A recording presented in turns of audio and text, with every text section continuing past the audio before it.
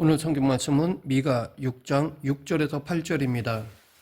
예언서에 대해 우리가 기억할 두 가지 사실이 있습니다. 하나는 예언이라고 할 때 이 예언은 두 가지로 말할 수 있는데 맡길 예, 말씀 언으로 하나님의 뜻과 계획을 받아서 전하는 것과 다른 하나는 미리 예, 말씀 언으로서 앞날을 말하는 것입니다. 우리가 말하는 예언은 이 두 가지 의미를 모두 지니고 있다고 하겠습니다.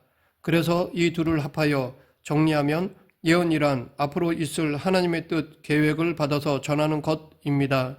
그런데 이 예언은 미래에 대한 하나님의 뜻과 계획이지만 이것을 주시는 목적은 앞으로의 당신의 뜻, 계획이 이러할 것이니까 지금 의의 길을 걸으라는 것입니다. 즉 지금 당신의 말씀에 순종하라는 것입니다.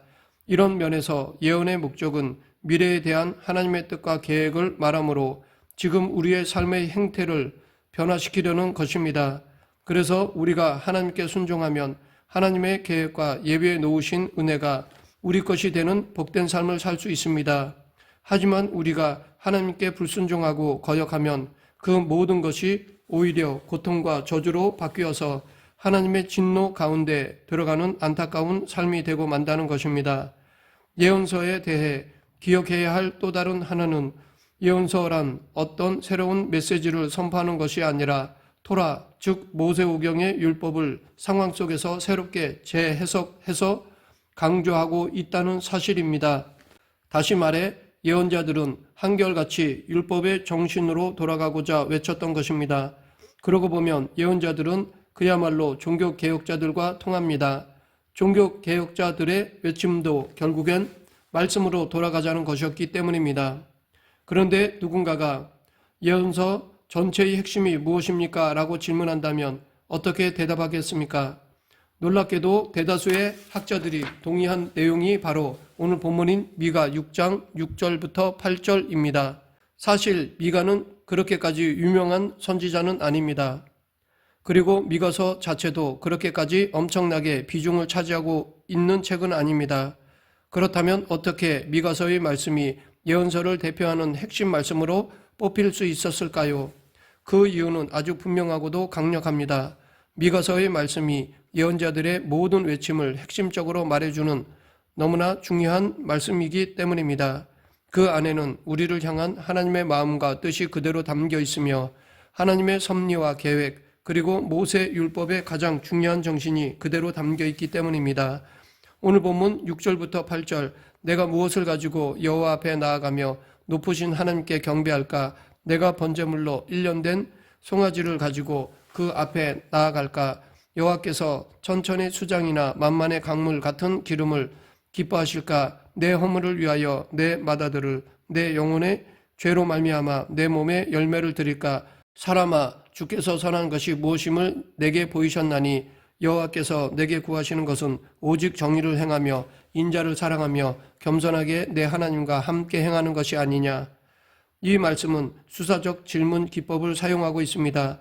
즉 질문을 던지는 것이기는 하는데 이것은 대답을 얻으려고 하는 질문이 아니라 무엇인가를 강조하기 위해서 하는 질문이라는 것입니다.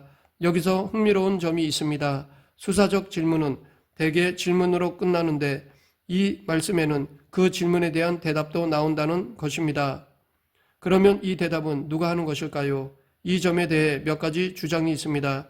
첫째, 누가 정말로 있어서 대답을 하는 것이 아니라 질문한 사람이 혼자서 역할극을 하듯이 자기 속에 있는 영적 깨달음의 측면에서 대답했다고 하는 주장입니다.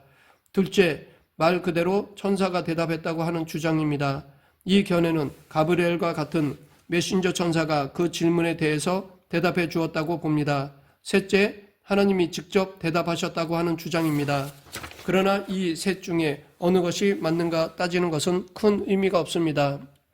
왜냐하면 이 모두 결국은 하나님이 대답하신 것이기 때문입니다. 그것이 내 속에 있는 영적 깨달음에서 왔든 아니면 정말 천사가 대답을 해준 것이든 아니면 하나님이 직접 대답해 주신 것이든 결론적으로는 세 경우 모두 하나님이 대답하신 것입니다. 결국 하나님이 답을 주셨다는 이 사실이 중요합니다. 그 이유로 인하여 오늘 본문은 다른 형태로 볼 때 기도라고 할 수 있습니다. 그리고 이것을 우리는 예언자적 기도라고 부를 수 있습니다. 사실 지금 교회에서 선포되어지는 설교는 예언자적인 설교가 되어야 합니다. 왜냐하면 성도 각자와 교회를 향한 하나님의 계획과 뜻과 섭리가 무엇인지를 나타내는 것이 설교요, 이것이 곧 예언이기 때문입니다. 그러기 위해서는 목회자는 말씀을 연구하여 하나님의 말씀을 제대로 깨닫고 전하고자 노력하며 애를 써야 합니다. 이런 부분에서 에스라 선지자의 결심이 모범이 된다고 봅니다. 에스라 7장 10절, 에스라가 여호와의 율법을 연구하여 준행하며 율례와 규례를 이스라엘에게 가르치기로 결심하였더라. 그러나 아무리 아름답고 훌륭하게 들리더라도 성경 말씀이 아니라 인간의 생각과 논리와 세상의 이론이나 철학을 전하는 것은 설교가 아닙니다. 하나님의 마음과 뜻과 섭리와 계획을 드러내면서 성령님이 주시는 감동 가운데서 나오는 설교, 하나님의 말씀에서 나오는 설교가 진짜 예언자적 설교입니다. 그런데 이 예언자적이라는 말은 설교에만 적용되는 것이 아니라 기도에도 적용됩니다. 예언자적 설교가 있다면 예언자적 기도도 있다는 것입니다. 기도는 기본적으로 하나님과 대화하는 것인데 찬양, 회개, 감사, 간구, 중보 등의 요소가 있지만 이 중 가장 많은 부분을 차지하는 것이 바로 간구일 것입니다. 그러하기에 그 기도가 어떤 기도인지는 결국 간구하는 내용이 무엇인지에 따라 결정된다고 말할 수 있습니다. 다시 말해 간구하는 내용이 무엇인지에 따라서 그 기도가 참된 기도인지 아닌지가 결정된다는 것입니다. 기도 자체가 잘못될 수는 없지만 간구하는 내용이 잘못되었다면 그것은 잘못된 기도가 되고 맙니다. 또한 간구하는 내용이 전부 다 이 땅에 관한 것이라면 그 기도의 수준은 낮을 수밖에 없습니다. 물론 우리는 현실적인 필요를 위해 기도해야 합니다. 이것이 잘못되었다는 것이 아닙니다. 건강, 진로, 직장, 사업, 자녀의 앞길 등을 위해서 기도해야 합니다. 그러나 기도가 거기에만 머물러 있다면 문제입니다. 그것은 땅에 속한 수준 낮은 기도일 수밖에 없기 때문입니다. 우리의 기도가 참된 기도가 되려면 이 땅에서 우리가 원하는 것과 우리에게 필요한 것을 간구하는 것을 뛰어넘어 저 위까지 올라가야 합니다. 즉 하나님의 마음, 뜻, 계획을 구해야 합니다. 어떻게 그것이 가능할까요? 주님의 사랑이 무한대라는 것을 정말로 깨달으면 기도도 무한대로 올라갈 수 있습니다.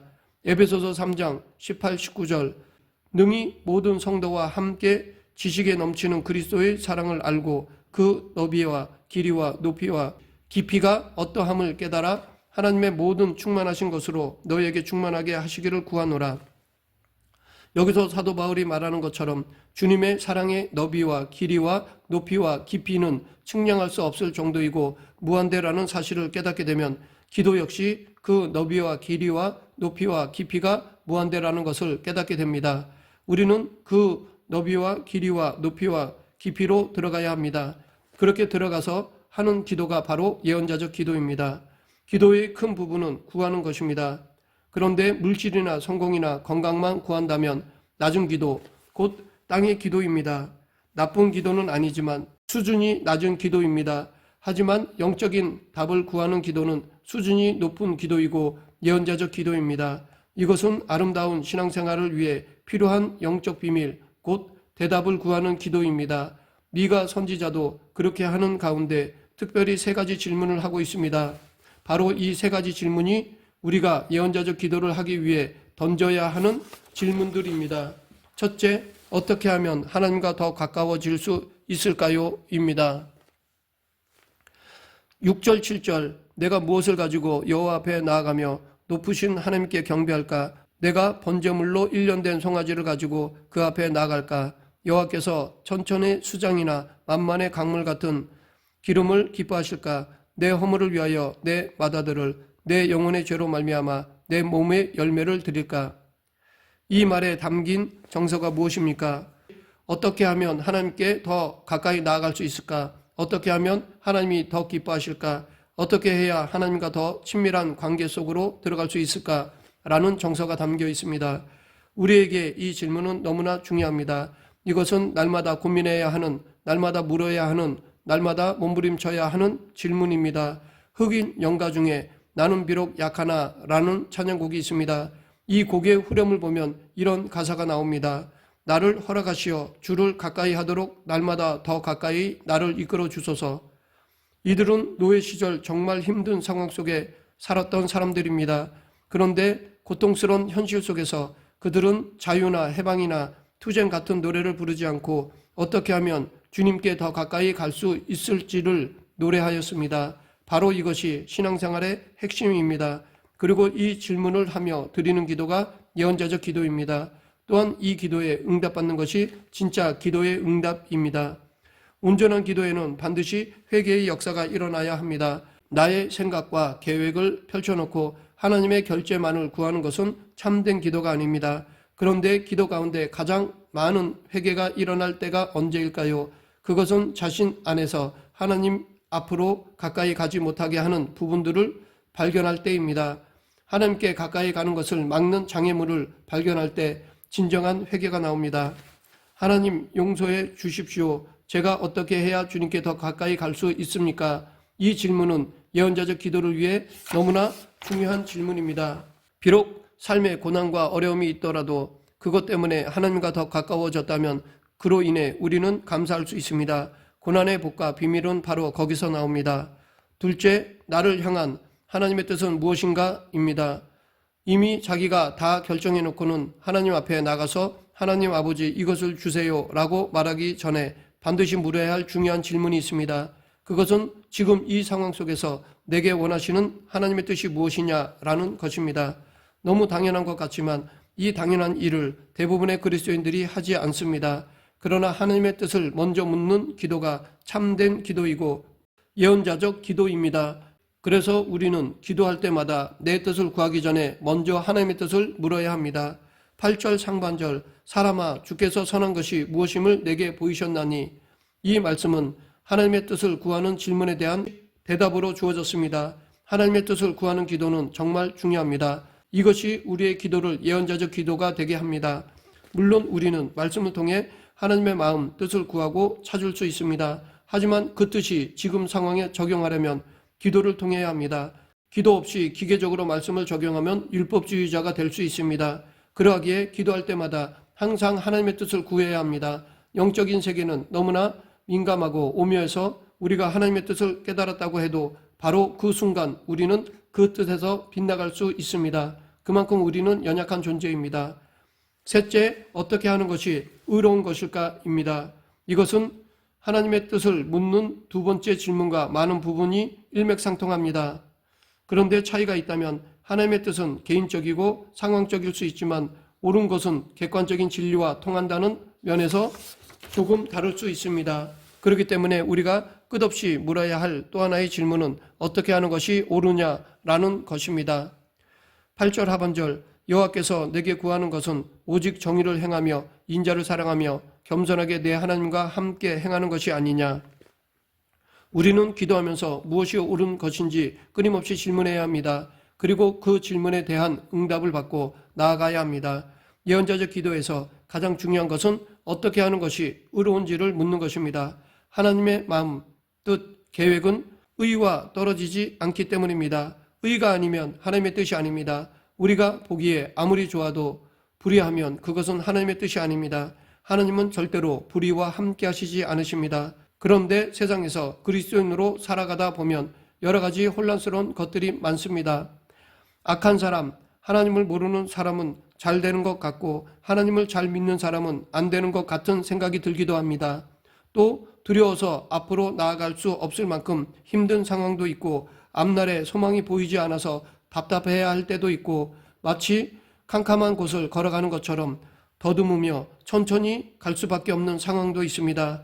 이런 상황 속에서도 우리는 무엇이 의로운지를 질문하며 그렇게 살아가는 것입니다. 이와 관련해서 예수님께서는 좁은 문으로 들어가라. 멸망으로 인도하는 문은 크고 그 길이 넓어 그리로 들어가는 자가 많고 생명으로 인도하는 문은 좁고 길이 협착하여 찾는 자가 적음이라 라고 하셨습니다. 말씀을 맺겠습니다. 우리는 말씀, 기도뿐 아니라 삶의 모든 면에서 예언자적 삶을 살도록 부르심을 받은 사람들입니다. 그러므로 삶의 모든 면에서 어떻게 하면 지금 내가 하나님과 더 가까워질 수 있을까? 지금 나를 향한 하나님의 뜻은 무엇인가? 지금 어떻게 하는 것이 의로운 것일까? 라는 질문을 해야 합니다. 이럴 때 우리는 예언자적 삶을 살아갈 수 있습니다. 이것이 하나님께서 우리에게 기대하시는 아름다운 삶임을 믿는 저와 여러분이 되길 축원합니다. 기도하겠습니다. 생사화복을 주관하시는 하나님 아버지, 내 중심의 기도가 아닌 하나님 나라와 의를 구하는 하나님 중심의 기도로 성장하는 그리스도인이 되게 하여 주시옵소서. 예수님 이름으로 기도드립니다. 아멘.